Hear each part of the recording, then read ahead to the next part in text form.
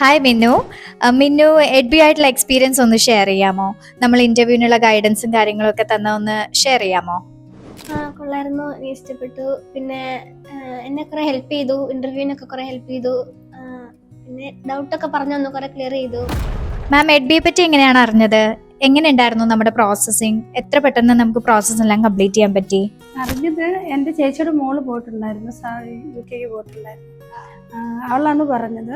ഇങ്ങനെ സോണി എന്ന് പറഞ്ഞൊരു മാം അവിടെ ഉണ്ട്. പുള്ളിക്ക് എൻ്റെ ഹസ്ബൻഡ് അവിടെ വർക്ക് ചെയ്യുന്നുണ്ട്. സോണിക്ക് അവിടെ തന്നെ UK തന്നെ അവിടെ ഓഫീസുണ്ടെന്ന് പറഞ്ഞു. ഇങ്ങനെ പിള്ളേരെ സ്റ്റുഡൻസിനെ വിടുന്നത്.